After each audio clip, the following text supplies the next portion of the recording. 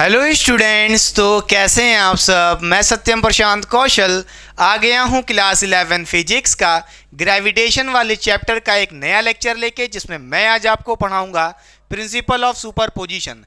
ये lecture important है जो बच्चे क्लास 11th में हैं या जेई और नीट जैसे एग्जाम्स की तैयारी कर रहे हैं। बस वीडियो में एंड तक बने रहिएगा। जीरो से लेके एडवांस लेवल तक के सारे कॉन्सेप्ट, सारे क्वेश्चन कराए जाएंगे। तो चलिए स्टार्ट करते हैं आज का लेक्चर, जिसमें हमें पढ़ना है प्रिंसिपल ऑफ सुपरपोजिशन।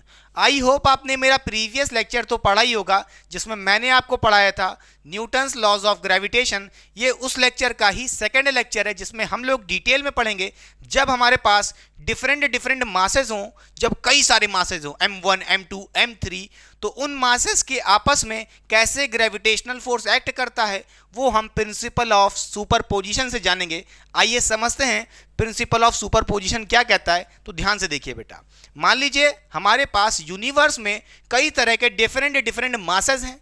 मान लेते हैं एक मास हमारे पास यहाँ पे m1 मास है, दूसरा हमारे पास यहाँ पे m2 मास है, तीसरा हमारे पास यहाँ पे m3 मास है, और एक और हमारे पास मास है m4 मास। ऐसे और भी कई सारे मासेस हो सकते हैं। मैंने मानने के लिए यहाँ पे सिर्फ 4 डिफरेंट मासेस माने हैं। इक्वल मास भी हो सकते हैं, डिफरेंट मास भी हो सकते हैं, उससे मुझे मतलब नहीं है। अच्छा, और मैं पूछूं कि अगर इन किसी एक मास को मैं पकड़ लूं, अगर मैं यहाँ पे m4 को पकड़ लेता हूं और मैं आपसे पूछूं what is the net force on this m4 मास, तो आप क्या कहोगे?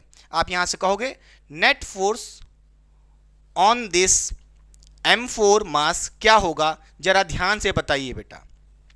अब आपको मैंने लॉज ऑफ ग्रेविटेशन में बताया था, बोलिए, या कह लो यूनिवर्सल लॉ ऑफ ग्रेविटेशन में मैंने आपको यह बताया था, अगर हमारे पास कई सारे डिफरेंट मासेस रखें इन दिस होल यूनिवर्स, तो ये सारे मासेस आपस में एक दूसरे को अट्रैक्ट करते हैं किसी एक फोर्स से, और उसी फोर्स को बोलते हैं ग्रेविटेशनल फोर्स। ये बातें मैंने आपको प्रीवियस लेक्चर में बताई थी। तो उसी तरह जैसे कि यहाँ पे मान लीजिए हमारे पास ये पूरा एक वाइट बोर्ड क्या है, एक यूनिवर्स है, और इस यूनिवर्स में हमारे पास 4 डिफरेंट मासेस रखे हैं, m1, m2, m3, m4।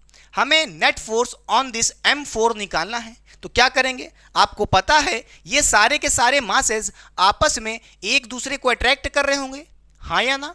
तो हो क्या रहा होगा, यहाँ पे इस m4 मास को कौन कौन अट्रैक्ट कर रहा होगा? ये तीनों मास अट्रैक्ट कर रहे होंगे अपनी तरफ किसी एक फोर्स से। अच्छा, तो इस m4 मास पे एक इस तरफ फोर्स लग रहा होगा, बोलिए, वो होगा F4(1). इसका मतलब क्या है? Force on m4 due to m1। क्या ये बात समझ में आई कि नहीं? इसी तरह इस m4 मास पे क्या लग रहा होगा? इस तरफ एक फोर्स लग रहा होगा। वो कौन सा फोर्स होगा? Force on m4 due to third mass, या कह लो m3 मास। तो इसलिए लिख दिया F4(3) बेटा। क्लियर? इसी तरह m4 मास को कौन अट्रैक्ट कर रहा होगा अपनी तरफ बेटा? m2 मास भी अट्रैक्ट कर रहा होगा इस डायरेक्शन में। उस फोर्स का वैल्यू क्या होगा? हम कह सकते हैं F42 बेटा। F42 क्या है? Force on m4 mass due to second mass. क्या ये बात समझ में आई कि नहीं? इस m4 मास पे कौन कौन से फोर्स लग रहे हैं? ये 3 फोर्स लग रहे हैं। इनको आप वेक्टोरली ऐड कर लो तो क्या होगा? Net force on this m4 आ जाएगा। क्लियर कि नहीं क्लियर? तो यहां पे हम सारे फोर्सेस को ऐड कर लेंगे जो m4 पे लग रहे हैं। क्लियर? तो हो जाएगा क्या बच्चों? F41 वेक्टर फॉर्म में ऐड करना है, प्लस F42 प्लस F43। ठीक है, हम ऐसे सारे फोर्सेस को वेक्टोरली ऐड कर देंगे जो इस m4 मास पे लग रहा है, तो हमें net force on this m4 आ जाएगा। क्या ये बात समझ में आएगी नहीं? तो इसी को बोलते हैं प्रिंसिपल ऑफ सुपरपोजिशन। जब आपके पास कई सारे डिफरेंट मासेस रखे हैं और उन मासेस के अंदर किसी एक मास के ऊपर आपको नेट फोर्स निकालना है, तो कुछ नहीं करना, उस मास पे जितने भी ग्रेविटेशनल फोर्स लग रहे हैं दूसरे मासेस की वजह से, हाँ या ना, आप उनको सबको ऐड कर लो। क्लियर हुई बात कि नहीं? अच्छा, इसी तरह आपसे कोई बोलता what is the net force on this m2 मास, तो निकाल लोगे। अरे भाई, उसी तरह इस m2 मास को कौन कौन अट्रैक्ट करता? एक तो m1 अट्रैक्ट करता इस तरफ, m2 मास को m3 अट्रैक्ट करता इस तरफ, और m2 मास को m4 अट्रैक्ट करता इस तरफ, तो नेट फोर्स ऑन m2 भी निकाल सकते हैं। बस तरीके को पकड़िएगा, रटिएगा मत। क्या ये बात समझ में आई कि नहीं? अच्छा, अब ये ग्रेविटेशनल फोर्स कैसे निकालते हैं, उसकी फॉर्मूला क्या होता है, ये सब पहले भी बात किए थे। चलिए थोड़ा बहुत रिवाइज करा देते हैं। देखिए बेटा, प्रीवियस लेक्चर में बताया था, अगर हमारे पास यूनिवर्स में सिर्फ दो डिफरेंट मास हैं, मान लेते हैं एक मास हमारे पास यहाँ पे रखा है m1 और एक दूसरा मास रखा है हमारे पास m2 मास, ठीक है, और इन दोनों मास के सेंटर से ये डिस्टेंस हमको गिवन है, मान लेते हैं r। तो मैंने आपको बताया था ग्रेविटेशनल फोर्स क्या एक्ट करेगा इन दोनों पे, एक m1 मास अट्रैक्ट होगा m2 मास की वजह से। भाई m2 मास, देखिए ये m2 मास इस m1 मास को अपनी तरफ अट्रैक्ट करेगा इस तरफ किसी एक फोर्स से, उस फोर्स को हम कह सकते हैं वो होगा F12। What is F12? Force on m1 mass due to second mass. Clear? इसी तरह ये m1 मास इस m2 मास को अट्रैक्ट करेगा किसी फोर्स से, उसको क्या बोलेंगे? F21। What is F21? Force on m2 mass due to m1 mass. क्या ये बात समझ में आई कि नहीं? क्लियर? और आपको ये बात मैंने बताई भी थी कि जो यहाँ पे F12 है और F21 है, ये कैसे हैं? बोलिए, vectorially equal but opposite in direction. क्या बोलिए, यहां से हम कह सकते हैं F12 vector is equal to negative of F21। इसका मतलब क्या है? इसका मतलब ये है कि ये दोनों फोर्सेस इक्वल इन मैग्नीट्यूड हैं।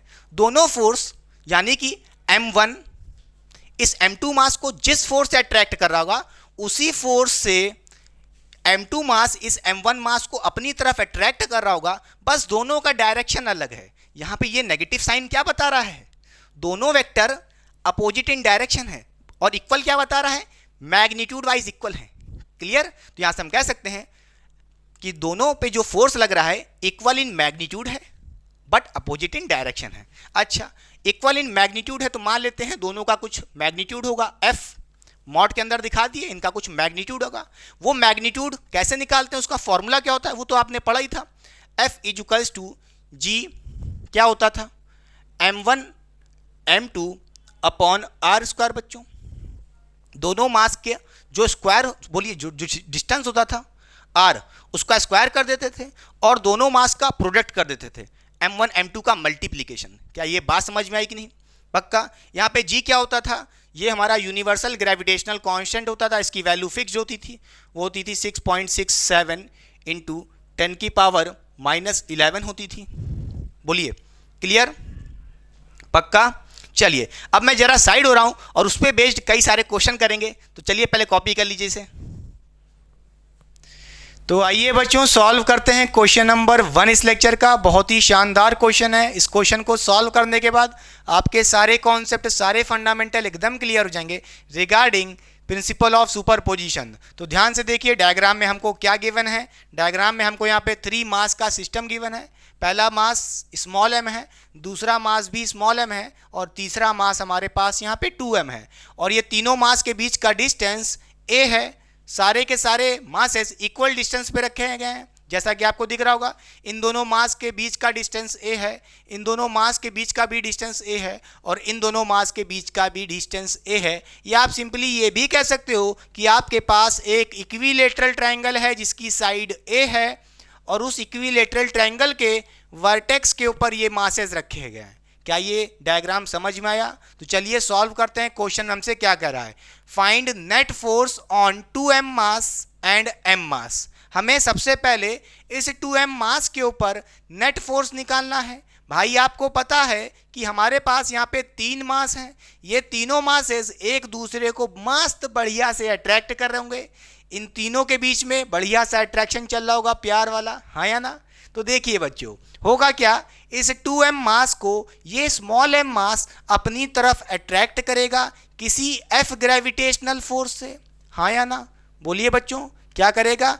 F ग्रेविटेशनल फोर्स से ये m मास इस 2m मास को अपनी तरफ अट्रैक्ट करेगा। उसी तरह सेम ग्रेविटेशनल फोर्स F से ये स्मॉल m मास इस 2m मास को अपनी तरफ अट्रैक्ट करेगा F ग्रेविटेशनल फोर्स से, हाँ या ना? कई बच्चों के मन में ये सवाल होगा कि भाई इन दोनों मास के बीच में F ग्रेविटेशनल फोर्स है और इन दोनों मास के बीच में भी F ग्रेविटेशनल फोर्स है, सेम ग्रेविटेशनल फोर्स कैसे एक्ट कर सकता है? तो आइए समझाते हैं। भाई ग्रेविटेशनल फोर्स का जो फॉर्मूला होता है वो क्या होता है? F is to G m1 m2 upon R square. बच्चों यहाँ पे जो ग्रेविटेशनल फोर्स की वैल्यू होती है वो किस पे डिपेंड करती है? भाई जी तो एक ग्रेविटेशनल कांस्टेंट है, इसकी वैल्यू फिक्स्ड है, इसको भूल जाइए। एफ किस पे डिपेंड कर रहा है? m1 m2। m1 m2 क्या है? प्रोडक्ट ऑफ मासेस, मासेस के प्रोडक्ट पे डिपेंड कर रहा है, उनके इंडिविजुअल मासेस पे डिपेंड नहीं कर रहा, दोनों प्रोडक्ट के मल्टीप्लीकेशन पे डिपेंड कर रहा है। और साथ ही साथ ये एफ आर पे भी डिपेंड कर रहा है, यानी कि मासेस के बीच में डिस्टेंस पे भी डिपेंड कर रहा है। अच्छा जरा यहां देखिए, इन दोनों मास को देखिए, ये मास स्मॉल m है, ये 2m है, इन दोनों मासेस का प्रोडक्ट करो कितना होगा? m into 2m, m square हो जाएगा। अच्छा इन दोनों मासेस का प्रोडक्ट करो, m और 2m का प्रोडक्ट करोगे तो क्या हो जाएगा? 2m square. तो भैया देखिए मासेस का प्रोडक्ट सेम आ रहा है और साथ ही साथ इन दोनों मासेस के बीच में जो डिस्टेंस a है वही सेम डिस्टेंस इन दोनों मासेस के बीच में है, तो इसीलिए सेम ग्रेविटेशनल फोर्स लग रहा है। हाँ या ना? या ऐसे भी समझ सकते थे भाई 2m मास है, यहाँ पे m मास ने इस 2m मास को f से अट्रैक्ट किया, तो सेम स्मॉल m मास इस 2m मास को f से ही तो अट्रैक्ट करेगा, सेम फोर्स से। क्या ये बात समझ में आई कि नहीं? पक्का? अच्छा अब देखिए इस 2m मास पे दो फोर्स एक्ट कर रहे हैं, उसको बना लेते हैं बाहर। बच्चों हमारे पास यहाँ पे 2m मास है, इस 2m मास के ऊपर एक F फोर्स लग रहा है ऊपर की तरफ ऐसे, और एक F फोर्स लग रहा है ऐसे। बच्चों अब बताइए इन दोनों फोर्स के बीच में एंगल कितना होगा? 60 डिग्री, क्योंकि यहाँ पे ये जो ट्रायंगल है इक्विलेटरल ट्रायंगल है, सारी साइड्स इक्वल हैं, तो ये एंगल कितना होगा बच्चों? बोलिए, ये भी 60 डिग्री होगा कि नहीं होगा? अब देखिए आपके पास इस 2m मास के ऊपर एक F फोर्स ऐसे लग रहा है और एक F फोर्स ऐसे लग रहा है, और इन दोनों के बीच में 60 डिग्री का एंगल है, तो यहाँ से आप इस 2m मास के ऊपर नेट फोर्स निकाल सकते हैं कि नहीं निकाल सकते हैं? बोलिए। अच्छा हमें क्या निकालना है? Net force on this 2m मास। क्या ये बात समझ में आई कि नहीं? अब कैसे निकालेंगे? ऐसे समझिए कि आपके पास एक वेक्टर a है और एक वेक्टर b है। भाई दो वेक्टर का रिजल्टेंट कैसे निकालते थे? अंडर रूट में वेक्टर a का स्क्वायर प्लस वेक्टर b का square plus 2ab cos theta. बोलिए हाँ या ना?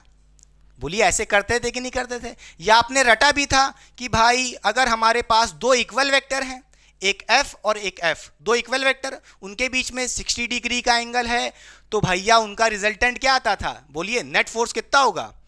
अंडर रूट 3f होना चाहिए। अरे नहीं याद है? कोई दिक्कत की बात नहीं है, चलिए डराइव कर देते हैं। अंडर रूट 3f कैसे आएगा? चलो देखो जल्दी से। देखिए बच्चों क्या हो जाएगा, हमें यहाँ पे रिजल्टेंट निकालना है इन दोनों वेक्टर का। कैसे निकालेंगे? वो हो जाएगा बच्चों बताइए क्या होता था? वेक्टर a का स्क्वायर प्लस वेक्टर b का square plus 2ab cos theta. Vector a भी f है, वेक्टर b भी हमारा f है, तो क्या हो जाएगा? f का स्क्वायर प्लस f का स्क्वायर, देखिए वेक्टर a का स्क्वायर प्लस वेक्टर b का square plus 2ab cos theta. Vector a हमारा f है, b भी हमारा f है, तो क्या हो जाएगा? बोलिए f इंटू एफ हो जाएगा, इंटू कॉस थीटा होता था। थीटा की वैल्यू कितनी है? इन दोनों के बीच में एंगल 60 डिग्री है बच्चों। अच्छा अब इसको सॉल्व करिए तो क्या हो जाएगा? ये हो जाएगा अंडर रूट में बच्चों F square plus F square, कितना हो जाएगा? 2f स्क्वायर हो जाएगा। यहाँ देखिए प्लस 2f स्क्वायर इंटू क्या हो जाएगा? cos 60 की वैल्यू होती है हाफ बच्चों, ये 2 से 2 मर जाएगा। अब यहाँ पे देखिए कितना हो जाएगा? 2f square plus f square, ये हो जाएगा अपना अंडर रूट में 3f स्क्वायर। ठीक बच्चों, अब इसको जब सॉल्व करोगे तो क्या होगा? देखिए अंडर रूट 3 हो जाएगा और f पे स्क्वायर लगा है वो बाहर आ जाएगा, तो उससे अंडर रूट हट जाएगा, तो अंडर रूट 3f। देखिए इन दोनों वेक्टर का रिजल्टेंट वेक्टर क्या आया है? नेट फोर्स कितना होगा? Under root 3f। अब दिक्कत की बात क्या है? यहाँ पे f की वैल्यू निकालनी पड़ेगी। कैसे निकालेंगे? ध्यान से देखिए, इन दोनों को देखो, इन दोनों मासेस को देखो, यहां से आप F की वैल्यू निकाल सकते हो। हाँ निकाल सकते हैं। कैसे निकालेंगे भाई? ग्रेविटेशनल फोर्स का फॉर्मूला क्या था? Gm1m2 upon R square, Gm1m2 upon R square. ठीक है, तो क्या हो जाएगा? देखिए हमारे पास यहाँ पे Gm1m2 क्या है? पहला मास क्या है? m1 क्या है? m है। m2 क्या है? 2m है। तो बस कुछ नहीं करना, वैल्यू रख दो, m into 2m upon a। बोलिए यहाँ पे r की वैल्यू क्या होगी? देखिए इन दोनों के बीच का डिस्टेंस कितना है? a है, तो यहाँ पे a रख दीजिए, उसका स्क्वायर हो जाएगा। ऊपर थोड़ा सही से लिखते हैं, देखिए ये हो जाएगा m 2m। ठीक है, m1 m2 हो गया अपॉन आर स्क्वायर यानी कि a का स्क्वायर। इसको सॉल्व करोगे तो कितना आएगा बच्चों? जल्दी बताइए। f की वैल्यू आ जाएगी यहाँ से, ये आ जाएगी g, बोलिए m स्क्वायर और 2 आगे आ जाएगा मल्टीप्लाई में अपॉन a स्क्वायर। ठीक है, 2gm square upon a square, ये हो जाएगा। तो यहाँ पे वैल्यू रख दीजिए f की, तो क्या हो जाएगी? देखिए यहाँ पे हो जाएगा √3। इस f की वैल्यू क्या है? 2gm square upon a square. कितनी है? 2gm square upon a square. इसको सॉल्व करो, थोड़ा सा अरेंज करो, क्या हो जाएगा? ये हो जाएगा 2 बाहर ऐसे इधर लिख लो, 2√3 gm square upon a square. Clear? ये आ गया हमारा net force on this 2m मास। क्या ये बात समझ में आई कि नहीं? बोलिए। कई लोग सोच रहे होंगे हमने यहाँ पे f की वैल्यू इन दोनों मास से क्यों निकाली है? अरे भाई इन दोनों मास को ले लो, f ही तो है, सेम चीज आएगी। क्या ये बात समझ में आई कि नहीं? अरे कुछ नहीं किया, इन दोनों मासेस का प्रोडक्ट किया अपॉन उनके डिस्टेंस का स्क्वायर किया। देखिए यही तो किया है, gm into 2m upon a square. यहाँ से f की वैल्यू आ गई, f इसमें पुट कर दिया, बात खत्म। क्लियर? कॉपी हो गया? पहले कॉपी करिए। हमने इस 2m मास के ऊपर नेट फोर्स निकाल लिया है, वो आया है 2√3 gm square upon a square. अब निकालना है इस m मास के ऊपर नेट ग्रेविटेशनल फोर्स कितना होगा। चलिए कॉपी हो गया, मिटा दें। चलिए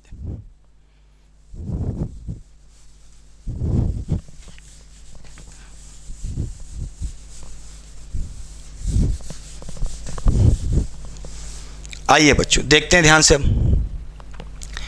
अब देखिए हमारे पास यहाँ पे m के 2 मासेस हैं, ये भी स्मॉल m है, ये भी स्मॉल m है। किसी भी मास के ऊपर निकाल लो, चाहे इस मास के ऊपर निकाल लो, चाहे इस मास के ऊपर निकाल लो, बात तो वही रहेगी। हम चलिए ऊपर वाले के ऊपर निकाल लेते हैं।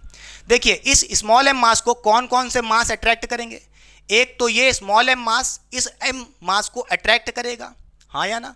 मान लेते हैं ये स्मॉल m मास इस ऊपर वाले स्मॉल m मास को अपनी तरफ अट्रैक्ट करेगा F ग्रेविटेशनल फोर्स से, हाँ या ना? करेगा कि नहीं करेगा? उसी तरह ये 2m मास इस स्मॉल m मास को अपनी तरफ अट्रैक्ट करेगा, किस फोर्स से? F फोर्स से नहीं। अब देखिए जरा यहाँ को देखिए, यहाँ पे m मास ने अगर इस स्मॉल m मास को F से अट्रैक्ट किया तो यहाँ पे देखिए मास डबल हो गया है। देखिए अब यहाँ पे 2m मास डबल मास अट्रैक्ट कर रहा है इस स्मॉल m मास को, तो यहाँ के मुताबिक फोर्स भी क्या हो जाएगा? डबल हो जाएगा, 2F हो जाएगा कि नहीं हो जाएगा? अरे सीधी सी बात है भाई, m मास ने m मास को अट्रैक्ट किया तो F फोर्स लग रहा है, हमने माना। तो उसी तरह इस m मास को अगर 2m मास अट्रैक्ट करेगा तो फोर्स भी तो डबल लगेगा कि नहीं लगेगा? क्या ये बात समझ में आई कि नहीं? पक्का? चलिए ठीक है, कोई दिक्कत की बात नहीं है। अच्छा अब देखिए इस 2m मास को ऊपर बना लेते हैं। यहाँ पे इस 2m मास पे 2 फोर्स लग रहे हैं, एक F फोर्स ऐसे लग रहा है और एक F फोर्स नहीं 2F फोर्स ऐसे लग रहा है, और दोनों के बीच में एंगल कितना होगा? 60 डिग्री। अरे भाई ये एंगल कितना होगा? 60 डिग्री, क्योंकि इक्विलेटरल ट्रायंगल है। ठीक है बच्चों। अच्छा अब हमें इस मास के ऊपर नेट फोर्स निकालना है, तो कैसे निकालेंगे? वही सेम चीज करना है, हमें इन दोनों वेक्टर के बीच का रिजल्टेंट लाना है सबसे पहले। तो चलिए करते हैं। हमें इस m मास के ऊपर क्या निकालना है? Net force. Net force on this m मास क्या होगा? आइए ध्यान से देखिए कैसे निकालते हैं। अंडर रूट के अंदर क्या होता है? वेक्टर a का स्क्वायर प्लस वेक्टर b का स्क्वायर प्लस वेक्टर नहीं plus 2ab cos theta. Vector a क्या है? f, तो उसका स्क्वायर कर दिए, प्लस वेक्टर b कितना है? 2f है, उसका भी स्क्वायर कर दिए, plus 2ab cos theta. 2a क्या है, f है, b क्या है, 2f है, कॉस थीटा लगा दीजिए, कॉस 60 हो जाएगा।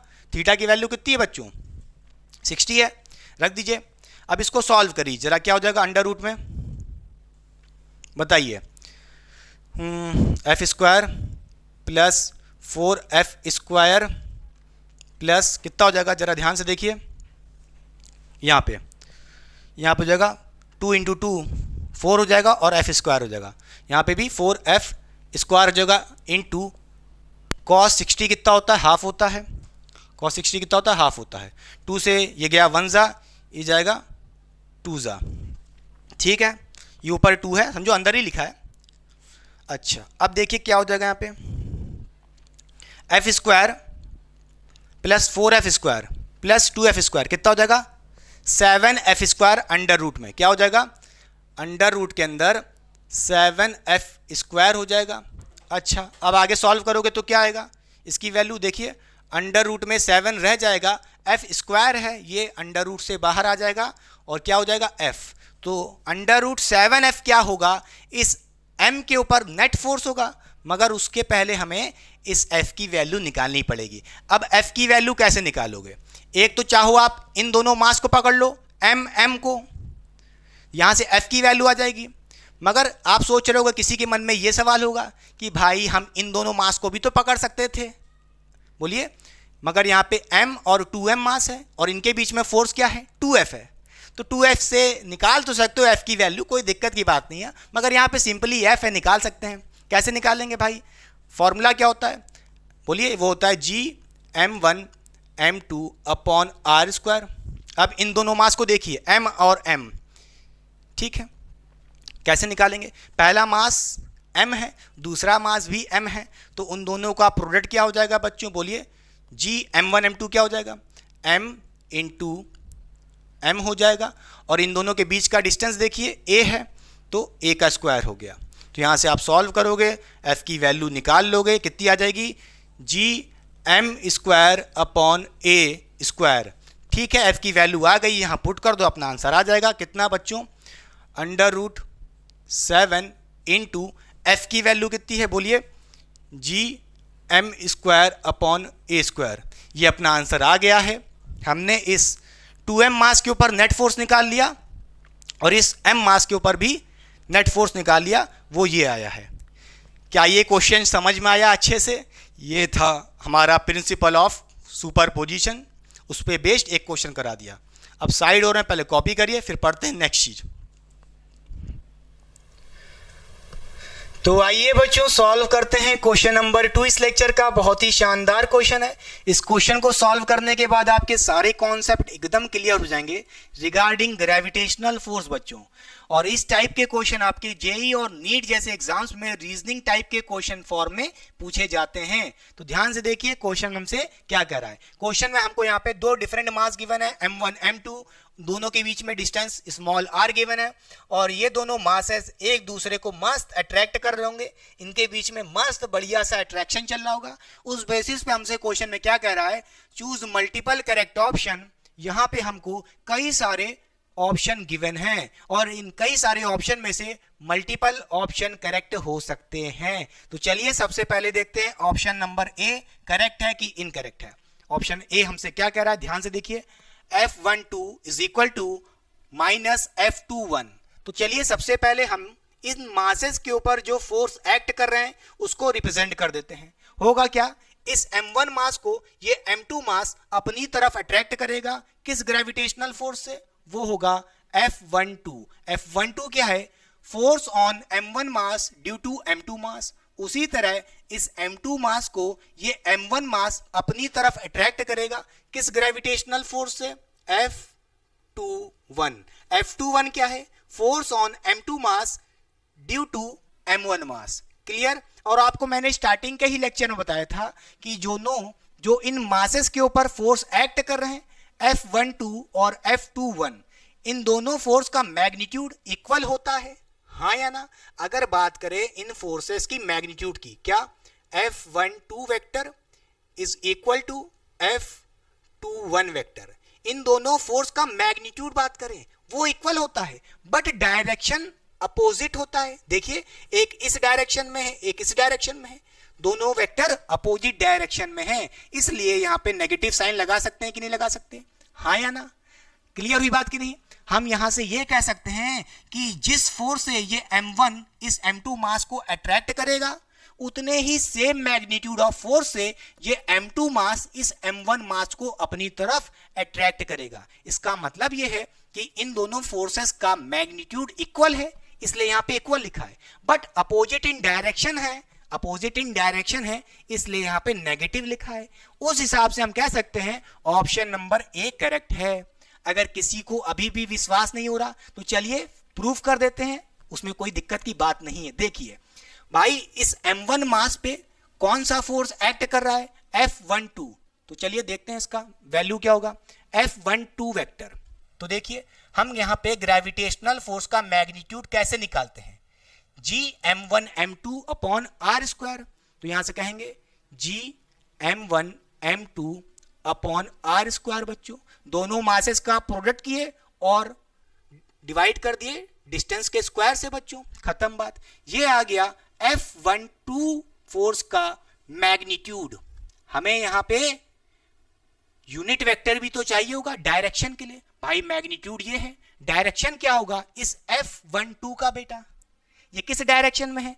पॉजिटिव एक्स एक्सिस के अलोंग, हाँ या ना? और पॉजिटिव एक्स एक्सिस के अलोंग हम कौन सा यूनिट वेक्टर चिपकाते हैं? पॉजिटिव आई कैप। क्या लगाते हैं? पॉजिटिव आई कैप। तो ये हो गया हमारा F12 वेक्टर फॉर्म में। क्लियर? ये हो गया। उसी तरह अगर मैं पूछूं इस m2 मास पे F21 जो फोर्स है, इसकी वैल्यू क्या होगी? आप यहां से कह सकते हो F21 वेक्टर जो फोर्स का है उसका मैग्नीट्यूड कितना होगा? सेम मैग्नीट्यूड होगा, हाँ या ना? अरे भाई, ग्रेविटेशनल फोर्स कैसे निकालते हैं? G m1 m2 दोनों मासेस का प्रोडक्ट कर दो, तो कर दिया m1 m2 upon R square. देखिए, इसका भी मैग्नीट्यूड कितना था? G m1 m2 upon R square. इस वाले फोर्स का भी कितना आ रहा है? G m1 m2 upon R square. Magnitude same है। अगर बात करें इस वेक्टर फोर्स की डायरेक्शन की, तो इस m2 मास पे जो फोर्स लग रहा है F21 किस तरफ है? नेगेटिव एक्स एक्सिस के अलोंग। उसके लिए हम क्या लिखते हैं? माइनस आई कैप। क्या लिखते हैं? माइनस आई कैप। माइनस जो यहां पे होगा उसको आगे भेज देते हैं। ठीक है, क्लियर? तो यहां पे कोई डिफरेंस नहीं है, मैग्नीट्यूड इक्वल है, अपोजिट इन डायरेक्शन है, इसलिए यहां पे नेगेटिव आया है। तो हम इसको ऐसे लिख सकते हैं कि नहीं लिख सकते कि भाई दोनों फोर्स इक्वल इन मैग्नीट्यूड है बट अपोजिट इन डायरेक्शन है। क्या ये बात समझ में आई कि नहीं? उस हिसाब से हमारा ऑप्शन नंबर ए करेक्ट होगा। क्लियर? अच्छा, अगर बात करें यहां पे ऑप्शन नंबर बी की, भाई नेट फोर्स 0 होगा क्या? देखिए, इस m1 m2 को अलग अलग मत देखिए, इसको एक सिस्टम मान लीजिए। क्या इस पूरे सिस्टम पे नेट फोर्स 0 होगा? चेक करके देख लो। आइए करते हैं। भाई नेट फोर्स कैसे निकालते हैं सिस्टम पे? हम नेट फोर्स सिस्टम पे कैसे निकालते हैं? इस सिस्टम के अंदर देखिए कौन कौन से इंटरनल फोर्स एक्ट कर रहे हैं। एक F12 और एक F21। इन दोनों फोर्सेस को वेक्टोरली ऐड कर लो तो क्या होगा? आप यहां से कह सकते हो, बोलिए बच्चों, F12 vector plus F21 vector. बोलिए F12 और प्लस कर लेंगे F21। दोनों फोर्सेस को ऐड कर लो, बोलिए वेक्टोरली। तो आपको पता है दोनों इक्वल इन मैग्नीट्यूड है, बस अपोजिट इन डायरेक्शन है, तो एक दूसरे को नल्लीफाई कर देंगे, कैंसिल आउट कर देंगे, हाँ या ना? या ऐसे देख लो। देखिए, एक क्या है?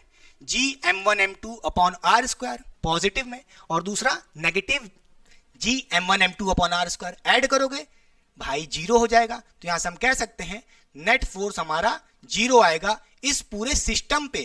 हाँ, इन दोनों मासेस के पास इंडिविजुअल फोर्स हो सकते हैं।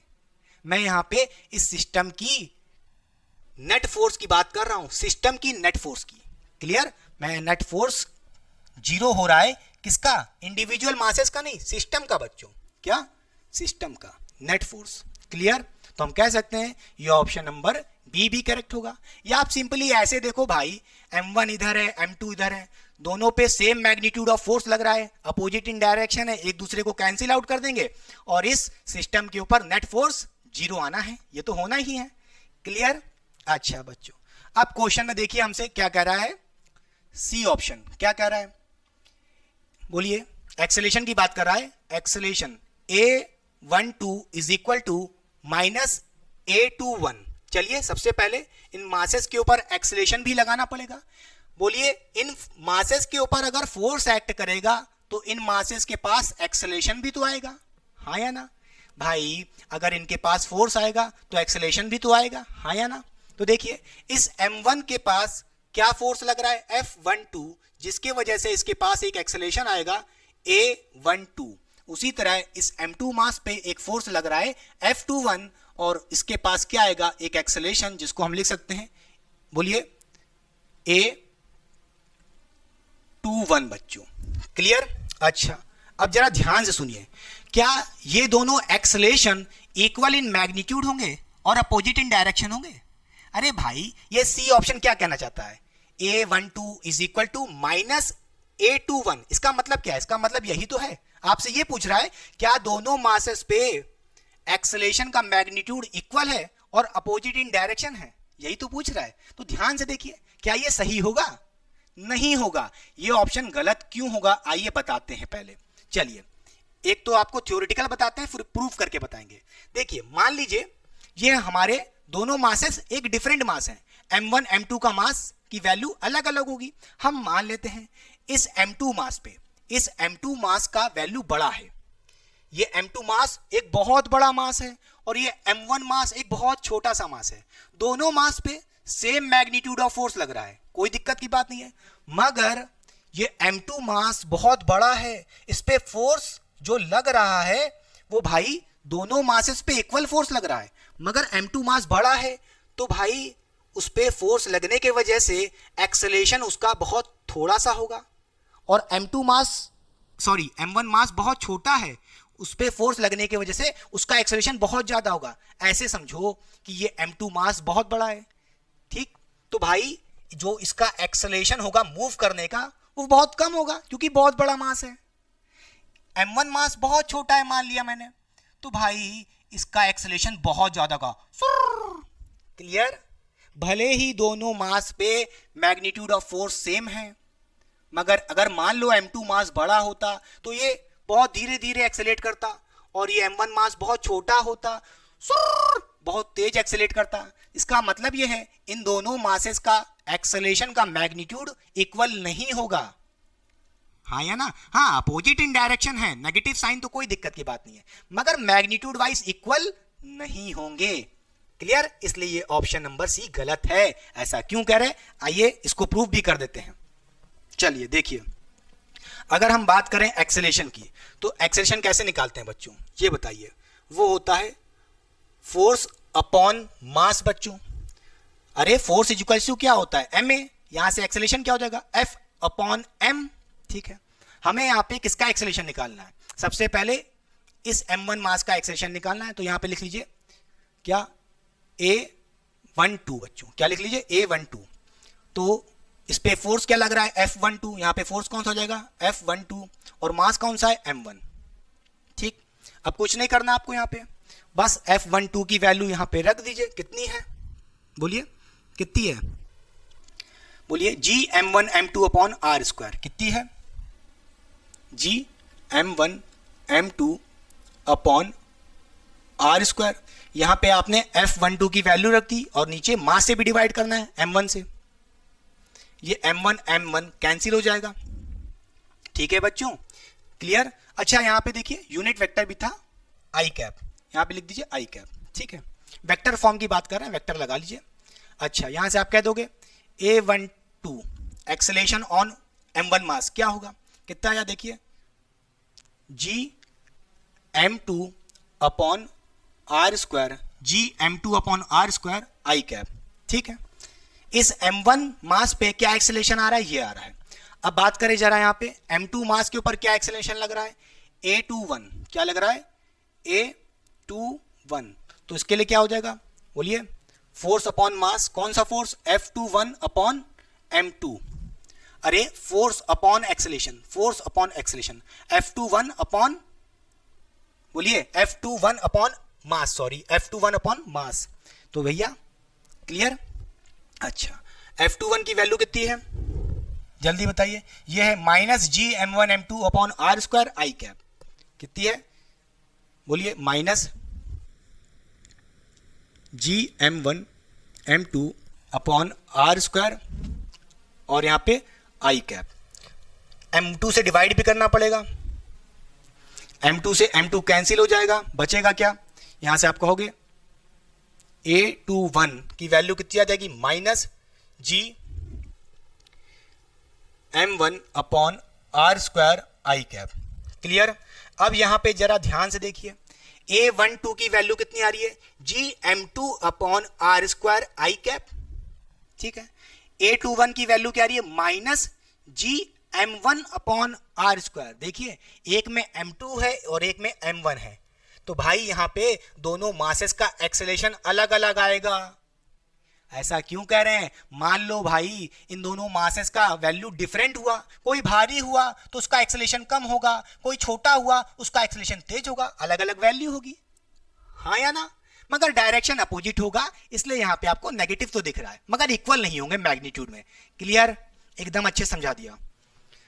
अब आइए देखते हैं डी ऑप्शन क्या होगा, acceleration of centre of mass ACOM equal to 0। इसका मतलब क्या है, देखिए बच्चों आपने यहां पे देखा net force on this system क्या है, 0 है। अगर बोलिए बच्चों नेट फोर्स 0 होता है तो भाई सिस्टम का नेट फोर्स 0 है। क्लियर। सिस्टम का मतलब यहां पे सेंटर ऑफ मास की ही बात है, सिस्टम का मतलब यहां पे सेंटर ऑफ मास की ही तो बात है। अगर आप इसको सिस्टम मान लो तो इसके सेंटर ऑफ मास को ही तो देख रहे होगे, तो उस पे सेंटर ऑफ मास का एक्सेलेरेशन क्या कहीं पे यहां पे सेंटर ऑफ मास होगा। भाई सेंटर ऑफ मास पढ़ के आए कि नहीं करके आओ, नहीं आए हो तो उसका डिस्क्रिप्शन बॉक्स में लिंक देते रहे, जाके देख लेना, बहुत डिटेल में पढ़ाए। ये दोनों M1 M2 मास है, ठीक है। यहां पे कहीं सेंटर ऑफ मास होगा, इन दोनों के कहीं बीच पे यहीं कहीं लाई कर रहा होगा, उस सेंटर ऑफ मास का एक्सेलेरेशन 0 होगा अगर नेट फोर्स 0 है, जैसा कि आप देख ही रहे हो। क्लियर। तो भाई ये बात तो मैंने आपको पहले भी बता चुका हूं, अगर सिस्टम पे नेट फोर्स 0 है तो उस सिस्टम का या कह लो सेंटर ऑफ मास का एक्सेलेरेशन 0 होगा। क्यों 0 होगा, अरे भाई खुद सोचो, फोर्स क्या होता है, force is equals to ma होता है। अगर नेट फोर्स 0 है, बोलिए ma, तो F is equals to ma, net force 0 है, F 0 है, तो एक्सेलेरेशन 0 आएगा कि नहीं आएगा। क्लियर। तो इसी तरह सेंटर ऑफ मास का एक्सेलेरेशन भी 0 होगा, तो ये डी पॉइंट तो करेक्ट है। ठीक बच्चों। अच्छा अब जरा ध्यान से देखते हैं, यहां पे हमसे कह रहा है V1 V2 इक्वल टू 0। क्या इस M1 की बात करें तो M1 इस तरफ अट्रैक्ट हो रहा है, इसके पास एक एक्सेलेरेशन भी है कि नहीं A12, तो इसके पास एक वेलोसिटी भी तो होगी इस तरफ, मान लेते हैं V1। उसी तरह इस M2 मास के पास एक वेलोसिटी होगी, क्या V2, क्या होगी, एक V2 वेलोसिटी होगी, क्या होगी, एक V2 वेलोसिटी होगी इस तरफ। क्या इन दोनों मासेस की वेलोसिटी 0 होगी, अजीब सी बात कर रहे हो, खुद सोचो। इनके पास एक्सेलेरेशन है तो भाई ये ऑप्शन कैसे हो सकता है E, क्या V1 V2 इक्वल होंगे और 0 होंगे, दोनों की वैल्यू 0 होगी, ऐसा हो सकता है नहीं भैया। अगर दोनों मास एक दूसरे को अट्रैक्ट कर रहे हैं तो पास पास आएंगे कि नहीं आएंगे, मूव करेंगे तो इनके पास कुछ ना कुछ वेलोसिटी होगी। क्लियर, पक्का कि नहीं पक्का। अच्छा यहां पे देखिए बच्चों, कई बच्चों के मन में सवाल होगा कि भाई एक्सेलेरेशन 0 है। भैया यहां पे एक्सेलेरेशन 0 नहीं है, इस पूरे सिस्टम का सेंटर ऑफ मास का एक्सेलेरेशन 0 है। इन दोनों मासेस के पास इंडिविजुअल एक्सेलेरेशन होंगे, इन दोनों मासेस के पास इंडिविजुअल एक्सेलेरेशन होंगे। अगर इनके पास इंडिविजुअल एक्सेलेरेशन होगा तो इनके पास इंडिविजुअल वेलोसिटी भी होगी V1 V2, और वो 0 थोड़ी ना होगी, तो ये ऑप्शन नंबर E नहीं होगा। क्लियर, पक्का। अच्छा बोलिए बोलिए बोलिए, कोई दिक्कत नहीं होनी चाहिए। अब देखिए आपने यहां पे देखा, अब देखिए F ऑप्शन क्या कह रहा है, सेंटर ऑफ मास की वेलोसिटी क्या 0 होगी। ये किसने कहा, सेंटर ऑफ मास की क्या वेलोसिटी 0 होगी। अरे भाई ये ऑप्शन होगा, ये ऑप्शन नहीं होगा। क्या होगा बोलिए बच्चों, ये ऑप्शन गलत है। क्यों गलत है, जरा ध्यान से देखिए। देखिए एक्सेलेरेशन 0 होने का मतलब क्या है, कई बच्चे ये सोचते हैं कि भाई एक्सेलरेशन जीरो है तो बॉडी मूव ही नहीं करेगी, यानी कि रेस्ट पे रहेगी, उसकी वेलोसिटी जीरो होगी। ये ससुरा किसने कहा? देखिए, एक्सेलरेशन जीरो होने का मतलब यह है कि भाई बॉडी की वेलोसिटी कांस्टेंट है, जीरो नहीं है। क्लियर? अरे भाई ये बताओ, एक्सेलरेशन जीरो है, इसका मतलब क्या है? इसका मतलब यह है कि वेलोसिटी कांस्टेंट है। क्या वेलोसिटी कांस्टेंट है? ये मत कहना कि वेलोसिटी जीरो है, ये बात गलत है। ये किसने कहा? क्लियर? बोलिए पक्का? अगर एक्सेलरेशन जीरो है तो ये कैसे कह सकते हो कि बॉडी रेस्ट पे है? कांस्टेंट है ना उसकी वेलोसिटी, उसकी वेलोसिटी कांस्टेंट है। क्लियर? तो VCOM जीरो नहीं होगा। क्लियर? सेंटर ऑफ मास की वेलोसिटी जीरो नहीं होगी। क्लियर? बोलिए, जीरो नहीं होगी तो ये ऑप्शन गलत है। क्लियर? अच्छा ठीक है। और जी ऑप्शन देखिए, मैंने आपसे कहा कि भाई अगर एक्सेलरेशन सेंटर ऑफ मास का जीरो है तो सेंटर ऑफ मास का एक्सेलरेशन क्या होगा? सॉरी, सेंटर ऑफ मास का एक्सेलरेशन जीरो है तो भैया बोलिए velocity of centre of mass, बोलिए velocity of centre of mass क्या होगी? कांस्टेंट होगी। एक्सेलरेशन जीरो है तो कांस्टेंट वेलोसिटी होगी, इसका मतलब जी ऑप्शन करेक्ट होगा। ये सही कह रहा है, पक्का? क्लियर? अच्छा बोलिए बोलिए। अच्छा अब इधर देखिए, V1 V2 इक्वल होंगे और कांस्टेंट होंगे। भाई ये खुद सोचो, अगर मास m1 छोटा हुआ m2 बड़ा हुआ मान लो, तो इन दोनों मासेस की वेलोसिटी इक्वल कैसे हो सकती है? इक्वल कैसे हो सकती है? कांस्टेंट तो चलो ठीक है, इक्वल कैसे हो सकती है? सोचो जरा, ये ऑप्शन तो गलत ही है ना। खुद सोचो भाई, अगर m2 मास बहुत बड़ा हुआ तो ये धीरे धीरे बहुत ही कम वेलोसिटी से आएगा, क्योंकि इसका एक्सेलरेशन भी कम होगा। और ये छोटा मास हुआ, इसका एक्सेलरेशन ज्यादा, इस पे एक्सेलरेशन ज्यादा लग रहा है तो इसकी वेलोसिटी ज्यादा होगी कि नहीं होगी? V1 V2 अलग अलग होंगे। क्लियर हुई बात कि नहीं? तो ये ऑप्शन H भी गलत है। क्लियर? कई बच्चों के मन में ये सवाल होगा कि नेट फोर्स जीरो हुआ तो सेंटर ऑफ मास का एक्सेलरेशन जीरो कैसे हुआ? अरे बुड़बक, सेंटर ऑफ मास का कॉन्सेप्ट नहीं पढ़े हो? चलो प्रूफ करा देते हैं। कई लोगों के मन में अभी भी सेटिस्फैक्शन नहीं होगा, ये वाला ऑप्शन कैसे हुआ, डी वाला करेक्ट कैसे है? चलो देख लो, मिटा दे पहले। देखो कॉपी हो गया? हो गया? चलिए इतना मिटा दे रहे हैं।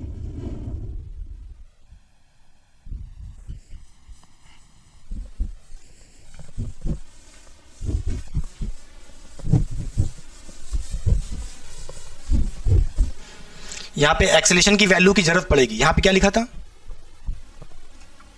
A21। ठीक, देखिए हमें यहां पे सेंटर ऑफ मास का एक्सेलरेशन निकालना है, तो सेंटर ऑफ मास का एक्सेलरेशन कैसे निकालते हैं? ACOM इक्वल्स टू क्या होता था? M1 A1 plus M2 A2, ठीक है, अपॉन M1 प्लस M2। अब ये सब मैंने आपको बहुत पहले पढ़ा चुके हैं चैप्टर में, सेंटर ऑफ मास के। नहीं देखा है, लिंक डिस्क्रिप्शन बॉक्स में दे रहे हैं, जाके देख लीजिए। अब देखिए यहां से M1 M2 क्या हो जाएगा, जरा ध्यान से देखिए। M1 और A1, इस M1 मास का एक्सेलरेशन कितना है? A1 देखिए, A1 इसका एक्सेलरेशन A12 कितना है? Plus GM1 GM2 upon R square, क्या है? GM2 अपॉन आर स्क्वायर, ठीक है, फिर प्लस M2 A2 कितना देखिए, मतलब M2 मास पे एक्सेलरेशन क्या है?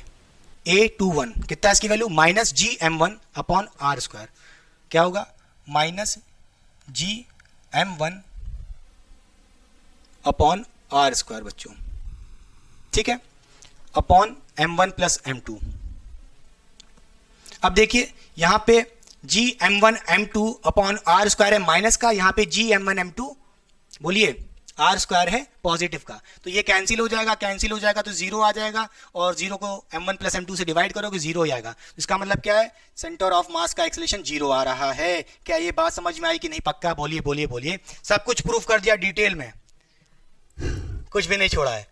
साइड हो रहा हूं, कॉपी करिए पहले। तो आइए बच्चों सॉल्व करते हैं क्वेश्चन नंबर 3 इस लेक्चर का। बहुत ही शानदार क्वेश्चन है। इस क्वेश्चन में सेंटर ऑफ मास के कॉन्सेप्ट को मिला करके क्वेश्चन फॉर्म किया गया है। ध्यान से देखिए क्वेश्चन हमको क्या क्या कह रहा है। क्वेश्चन में हमको यहाँ पे एक 10 kg का मास गिवन है और एक 2 kg का मास गिवन है। दोनों मास रेस्ट पे हैं और इनिशियली इन मासेस को इन्फिनिटी पे रखा गया है। इन्फिनिटी पे कहने का मतलब यह है कि अभी एक दूसरे को अट्रैक्ट नहीं कर रहे थे, मान लो पकड़ के रखा गया है और उनकी वेलोसिटी इनिशियली 0 होगी। हाँ या ना बच्चों? अच्छा, आफ्टर टाइम कुछ समय बीतने के बाद जब इनको छोड़ दिया गया तो भाई ये मस्त एक दूसरे को अट्रैक्ट करेंगे तो इनके पास वेलोसिटी आएगी तो क्या होगा? ध्यान से देखिए, आफ्टर सम टाइम इस 10 kg के पास 2 मीटर पर सेकेंड की वेलोसिटी आ जाती है। इस तरफ क्वेश्चन में ही गिवन है और 2 kg का जो मास है उसकी वेलोसिटी हमको निकालने को कह रहा है आफ्टर सम टाइम। क्लियर? अच्छा, हमने आपको क्या बताया था बच्चों? अगर आप इस 10 kg और एक 2 kg के मास को एक सिस्टम मान लो तो भाई इस सिस्टम पे नेट फोर्स कितनी होगी ये बताइए। सिस्टम पे नेट फोर्स 0 होती है, मैंने आपको बता दिया है। और सिस्टम पे अगर नेट फोर्स 0 है तो सेंटर ऑफ मास का एक्सेलरेशन भी 0 होगा। बोलिए, इस सिस्टम का सेंटर ऑफ मास का एक्सेलरेशन 0 होगा। अच्छा, अगर सेंटर ऑफ मास का एक्सेलरेशन 0 होगा प्यारे बच्चों तो सेंटर ऑफ मास की जो वेलोसिटी होगी, बोलिए VCOM, वो कांस्टेंट होगी। इसका मतलब यह है कि इस सिस्टम की सेंटर ऑफ मास की जो इनिशियल वेलोसिटी होगी पहले जितनी थी उतनी ही वेलोसिटी बाद में भी होगी। After some time centre of mass की वेलोसिटी चेंज नहीं होगी, कांस्टेंट रहेगी। क्या ये बात समझ में आई कि नहीं? पक्का? अच्छा, अगर बात करें इन्फिनिटी वाले केस की, यानी कि यही हमारा इनिशियल कहानी है, इनिशियल केस है, तो देखिए सेंटर ऑफ मास की वेलोसिटी कैसे निकालेंगे बताइए। उसका फॉर्मूला आपने पहले भी पढ़ा है। सेंटर ऑफ मास में क्या होता था? m1 v1 plus m2 v2 upon m1 plus m2। ठीक है? अच्छा, देखिए दोनों रेस्ट पे हैं तो इसकी वेलोसिटी बच्चों v1 कितनी होगी? 0 होगी। इसकी भी 0 होगी, v2 की वैल्यू भी 0 होगी। इनिशियली दोनों रेस्ट पे थे तो भाई यहाँ पे सेंटर ऑफ मास की वेलोसिटी, बोलिए बच्चों, इनिशियली क्या आएगी? 0 आएगी। देखिए बाई चांस आ रही है। देखिए जब आपने इनको रेस्ट पे रखा था तो इसके सेंटर ऑफ मास की वेलोसिटी भी तो 0 होगी। ये दोनों मास खुद में ही नहीं मूव कर रहे तो इनके सेंटर ऑफ मास की वेलोसिटी भी तो 0 होगी। क्लियर? अच्छा, ठीक है, कोई दिक्कत की बात नहीं है। और मैंने आपसे कहा है जितनी इनिशियल वेलोसिटी होगी सेंटर ऑफ मास की उतनी ही फाइनल वेलोसिटी होगी। ये हमारी फाइनल कहानी है कि नहीं है? बोलिए, फाइनल कहानी। बोलिए, फाइनल कहानी में आप क्या कहोगे कि आपकी सेंटर ऑफ मास की वेलोसिटी कितनी होगी? 0 होगी। क्यों 0 होगी? अरे भाई मैंने आपसे क्या कहा, सिस्टम पे नेट फोर्स 0 है तो सेंटर ऑफ मास का एक्सेलरेशन 0 होगा। तो भाई सेंटर ऑफ मास की वेलोसिटी कांस्टेंट होगी। जितनी वेलोसिटी पहले थी सेंटर ऑफ मास की उतनी ही बाद में भी रहेगी। इनिशियली पहले कितनी थी सेंटर ऑफ मास की वेलोसिटी? आपने निकाल ली है, 0 है। उतनी ही फाइनली उस सेंटर ऑफ मास की वेलोसिटी 0 होगी। अच्छा, तो आइए फाइनल केस वाली कहानी लगा देते हैं। यहां से हम कहेंगे VCOM कैसे निकालेंगे? फाइनल वाला, final velocity of centre of मास निकालने जा रहे हैं। इस चीज को देखिए कैसे निकालेंगे। m1 v1 plus m2 v2 upon m1 plus m2। ठीक है, यहां से आप कहोगे सेंटर ऑफ मास की वेलोसिटी फाइनली कितनी है बच्चों? वो भी 0 है, पहले भी 0 थी, बाद में भी 0 है, क्योंकि कांस्टेंट है सेंटर ऑफ मास की वेलोसिटी। तो यहां पे 0 रख दिया, इक्वल्स टू m1 v1। मास कितना है बच्चों? ये m1 हो गया और ये हमारा क्या हो गया? m2 हो गया। ठीक है, और ये हमारा बोलिए v1 हो गया और ये हमारा कह सकते हो v2 हो गया। v सीधे लिख दो, बोलिए। अच्छा, m1 v1 कितना है? 10 इंटू 2 कितना हो जाएगा? 10 into 2 plus m2 v2। m2 कितना है? 2 kg है और v2 यानी कि इसकी फाइनल वेलोसिटी कितनी है? v। तो यहां से कहोगे 2 इंटू v कितना हो जाएगा? 2v हो जाएगा अपॉन m1 प्लस m2 कितना है? 10 प्लस 2 कितना हो जाएगा? 10 प्लस 2 नीचे हो गया। अब यहाँ पे सॉल्व कर लो बड़े आराम से। क्या हो जाएगा? 10 प्लस 2 12 आ जाएगा, 12 को इधर भेजोगे 0 ही रहेगा, तो क्या हो जाएगा, देखिए 0 इक्वल्स टू, बोलिए बच्चों कितना हो जाएगा, 20 प्लस 2v, यहाँ पे 20 को उधर भेजोगे नेगेटिव हो जाएगा, तो यहाँ से कहोगे 2v इक्वल्स टू -20 और v इक्वल्स टू कितना आ जाएगा, -10 आ जाएगा मीटर पर सेकेंड। क्लियर, बोलिए -10 मीटर पर सेकेंड। तो कौन सा ऑप्शन सही होगा, देखिए बी ऑप्शन। क्लियर, ये था पूरा ओवरऑल लेक्चर जिसमें मैंने आपको सेंटर ऑफ मास के भी कॉन्सेप्ट बताए हैं जो ग्रेविटेशन चैप्टर में इन्वॉल्व कर रहा है। ये सारी बातें बहुत ही इंपॉर्टेंट थी। इस लेक्चर को मैंने बहुत ही इंटरेस्टिंग और रियलिस्टिक बताने की कोशिश की है, बहुत अच्छे अच्छे फील दिए हैं, सब कुछ एकदम क्लियर करके बताया है अच्छे से डिटेल में। आई होप आपने इस लेक्चर को बहुत अच्छे से एंजॉय किया होगा। तो चलिए पढ़ाई करते रहें, ऑल द वेरी बेस्ट, मिलते हैं नेक्स्ट लेक्चर में। Till then tata bye bye, see you.